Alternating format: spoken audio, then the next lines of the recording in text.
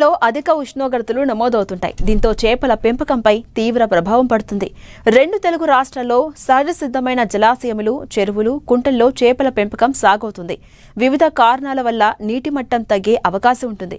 వేసవి ముగిసే వరకు నీరు కొత్తగా చేరే అవకాశం ఉండదు.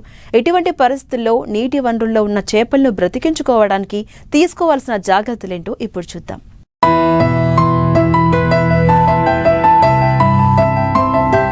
వేసవిలో ఉష్ణోగ్రతల వల్ల రోగకారక సూక్ష్మక్రిముల బారిన పడి చేపలు, రొయ్యలు చనిపోయే ప్రమాదముంది. ముఖ్యంగా చెరువుల్లో ప్రాణవాయువు తక్కువ మోతాదులో కరుగుతుంది. తద్వారా నీటిలో అధిక సాంద్రతలో పెరుగుతున్న చేపలకు ఆక్సిజన్ అందక చనిపోతాయి. చెరువుల్లో సాధారణ ఉష్ణోగ్రతల కంటే అధికంగా ఉన్నప్పుడు చేపలు, రొయ్యల జీవక్రియలు పెరిగి అధికంగా పెరుగుదలకు తోడ్పడతాయి. ఈ సమయంలో సరైన మోతాదులో చేపలకు దాణాను అందించాలి. మోతాదుకు మించి మేతను చెరువుల్లో వేస్తే మేతలో ఉండే అమోనియం, నత్రజని వంటి పోషకాలు చెరువు సమతుల్యం దెబ్బతీస్తాయి.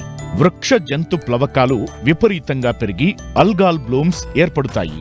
ఇటు అధిక ఉష్ణోగ్రతల ద్వారా నీటిలో ఉండే ప్లవకాలు విపరీతంగా పెరిగి చనిపోయి చెరువు పైభాగంలో ఒక తెట్టువలె ఏర్పడి ఆక్సిజన్ సరఫరాను అడ్డుకుంటాయి. సాధారణంగా చెరువుల్లో వివిధ కారణాల వల్ల చేపలు, రొయ్యలు చనిపోతుంటాయి. కానీ వేసవి కాలంలో మాత్రం చాలా వరకు రైతులు అప్రమత్తంగా ఉండాలి.